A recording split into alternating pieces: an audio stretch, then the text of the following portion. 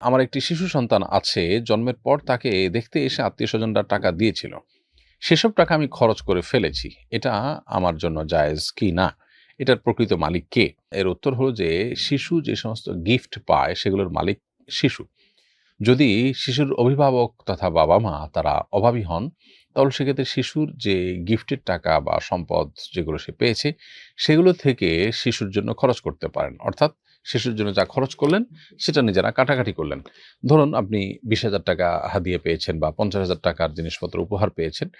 আপনি শিশুর জন্য এর চেয়ে বেশি খরচ ইতোমধ্যে করেছেন। তাহলে আপনি এটা রেখে দিতে পারেন যদি আপনি গরিব হন, অভাবী হন। আর সেটা যদি না হয় তাহলে সেক্ষেত্রে শিশুর সেই টাকা বা উপহার সেটা আপনার জন্য রাখা জায়েজ নাই।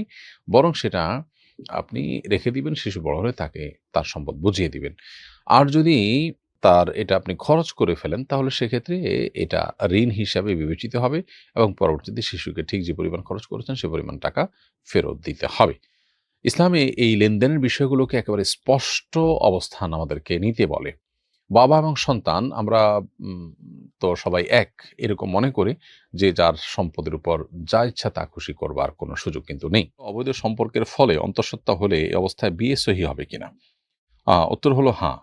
অন্তঃসত্ত্বা অবস্থায় যদি বিয়ে হয় তাহলে বিয়ে সহি হবে। অবৈধ সম্পর্কের ফলে যদি এটা হয়ে থাকে সেক্ষেত্রে সেটার জন্য আলাদা করে আল্লাহর কাছে তওবা এবং ইস্তেগফার করে নিতে হবে। তওবা ইস্তেগফারের পর বিয়ে বন্ধনে আবদ্ধ হতে চাইলে আবদ্ধ হতে পারেন। এমনিতে সাধারণ অবস্থাতে কোনো নারী অন্য কোনো পুরুষের সন্তান তার গর্ভে ধারণ করেছেন তাহলে সেক্ষেত্রে তালাক হলে সন্তান প্রসব হওয়ার পর অন্য কোনো জায়গায় বিয়ে বসতে পারবেন।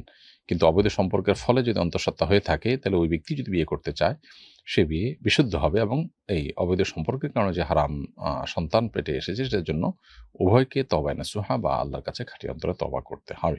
প্রশ্ন হলো যে আমার সন্তান প্রসবের সময় বাড়িতে কোনো পুরুষ ছিল না। তখন সন্তানের কোনো ধাত্রী আজান দেয়। মহিলা মানুষ আজান দিলে কি কোনো সমস্যা হবে?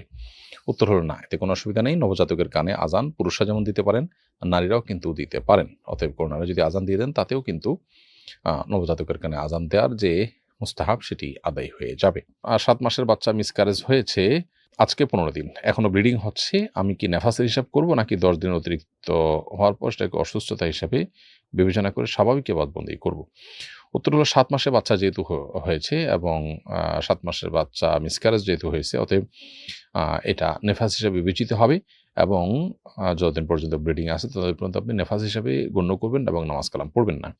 অবশ্য ৪০ এর পর হলে নেফাসের সাধারণ নিয়ম অনুযায়ী আপনি ৪০ দিন পার হয়ে গেলে তারপরেই অটোমেটিক আপনি নামাজ কালাম পড়তে হবে। ৪০ দিনের বেশি নেফাস গণ্য হয় না। তাহলে ৭ মাসের বাচ্চা মিসক্যারেজ হয়ে গেলে যে ব্লিডিং হচ্ছে সে ব্লিডিংটাকে নেফাসের রক্ত হিসাবে গণ্য করা হবে। এটাকে সাধারণ অসুস্থতা হিসাবে বা ইস্তেহাজা হিসাবে গণ্য করবার সুযোগ নেই। একজন মহিলার বাচ্চা হওয়ার পরপরই জীবন আশঙ্কা থাকায় জরায়ু কেটে ফেলে দিতে হয়েছে। বর্তমানে তার রক্তক্ষরণ হচ্ছে, কিন্তু যেহেতু জরায়ু নেই, এই রক্ত কি নেফাস হিসাবে গণ্য হবে নাকি ইস্তেহাজা হিসাবে গণ্য হবে? বাচ্চা হওয়ার এবং জরায়ু কাটার আজ ৩ দিন পার হয়েছে। এমত অবস্থায় উক্ত নারীর নামাজের বিধান কি? উত্তর হলো, কোনো নারীর জরায়ু কেটে ফেলার কারণে বা অপারেশনজনিত কারণে যে ব্লিডিং হচ্ছে সেটা যদিও তার লজ্জাস্থান দিয়ে হোক, তারপরেও সেটি নেফাস হিসাবে বা সন্তান পরবর্তী যে ব্লিডিং সেই হিসাবে এটি গণ্য হবে না, বরং এটি সাধারণ ইস্তেহাজা বা অসুস্থতা হিসেবে বিবেচিত হবে এবং এ অবস্থায় তার নামাজ কন্টিনিউ করতে হবে। অনবরত রক্ত বের হতে থাকলে তিনি ওযু করে নামাজ পড়বেন। এর মধ্যে রক্ত বের হলেও কোনো অসুবিধা নেই। মাযুর হিসেবে বিবেচিত হবেন। খোলাসা কথা হলো, নির্যাস হলো যে জরায়ু কেটে ফেলার ফলে যে রক্ত আসছে এটাকে নেফাস বলার কারণে নেফাস হবে তো শুধু সন্তান প্রসব পরবর্তী ব্লিডিং হলে সেটি। ডিভোর্সের পর ১ বছরের ছোট বাচ্চাকে নিজের কাছে রাখতে মা কি জোরাজুরি করতে পারবে নাকি গুনাহগার হবেন? উত্তর হলো যে ডিভোর্সের পর ছেলে সন্তান হলে তাকে ৭ বছর পর্যন্ত মায়ের কাছে রাখতে পারেন তিনি এবং মেয়ে সন্তান হলে ৯ বছর পর্যন্ত রাখতে পারেন শরিয়া দৃষ্টিকোণ থেকে। প্রচলিত আইনে বোধহয় আরও বেশি আছে। তো এই সময়টা মা সন্তানকে নিজের কাছে রাখবার অধিকার রাখেন এবং এই ব্যাপারে তিনি যদি জবরদস্তি করেন করতে পারেন। এটা মায়ের অধিকার। কিন্তু যদি মা অন্য কোনো জায়গায় বিয়ে বসেন তাহলে সেক্ষেত্রে তার এই অধিকার থাকে না। সাধারণত ডিভোর্সের পর আমরা অনেকেই আল্লাহকে ভয় করি না এবং এক্ষেত্রে পরস্পরের অধিকার নষ্ট করি। একজন নারী তার বাচ্চা তার সাথে থাকবে, অধিকারটা তার নির্দিষ্ট একটা সময় পর্যন্ত। অতএব তার সে অধিকার খর্ব করা আমাদের উচিত নয়।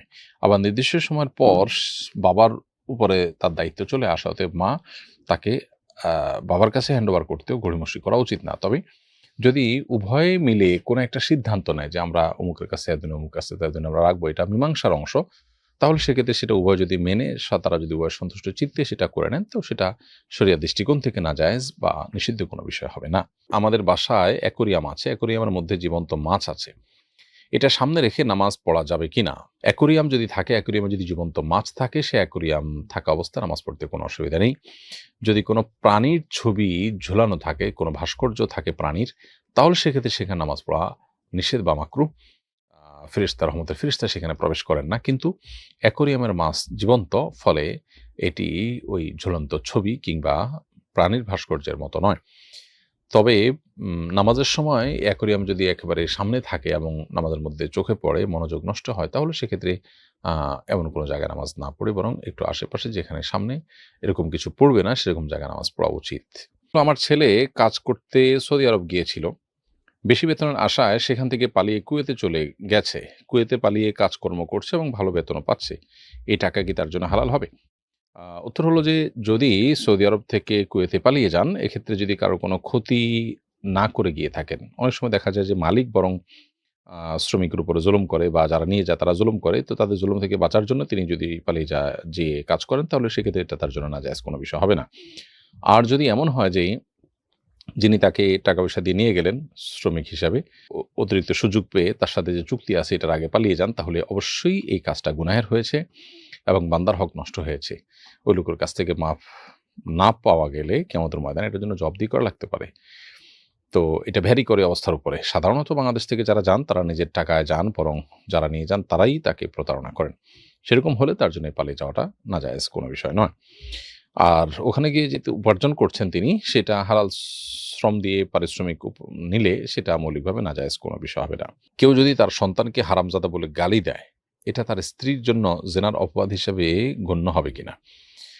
উত্তর হলো যে, যদি কেউ এটার অর্থ বুঝে, মানে অবৈধ সন্তান তুমি এরকম অর্থ বুঝে এবং সেটা সিরিয়াসলি মিন করে বলেন, তাহলে তো এটা অবশ্যই স্ত্রীর চরিত্রের উপরে কালিমা লেপন হবে এবং এটা প্রমাণ করতে না পারলে ইসলামের দৃষ্টিকোণ থেকে দণ্ডবিধির আলোকে তিনি ৮০ বেত্রাঘাত শাস্তির উপযুক্ত হবেন। এর বাইরে তার সাক্ষ্য কখনো গ্রহণযোগ্য হবে না এবং সে আল্লাহর কাছে ফাসিক হিসেবে গণ্য হবে।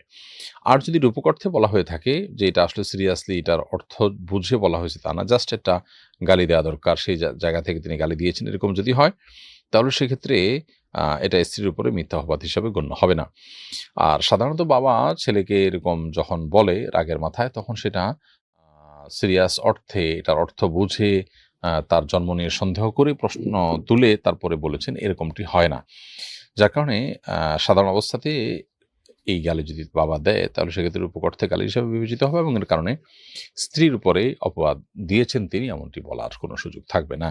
এমএসটি নীলুফা ইসলাম আপনি লিখেছেন, ছেলে সন্তানের জন্ম উপলক্ষে শ্বশুর বাড়িতে একটা ছাগল এবং নিজের বাড়িতে একটা ছাগল আকিকা দেওয়া যাবে কিনা, নাকি দুটো ছাগল একই জায়গায় জবাই করতে হবে? শ্বশুর বাড়ি এবং নিজের বাড়ির মধ্যে প্রায় ৩ ঘন্টা দূরত্ব রয়েছে। বোন নীলুফা ইসলাম, আপনার প্রশ্ন উত্তর হলো, আকিকা যেহেতু আপনার ছেলে হয়েছে, ২টি ছাগল দিতে হবে এবং ২টি ছাগলের ক্ষেত্রে একই জায়গায় দেওয়া আবশ্যক নয়। যদি শ্বশুর বাড়িতে একটা, বাবার বাড়িতে একটা, ২ জায়গায় ২টি ছাগল দেওয়া হয়,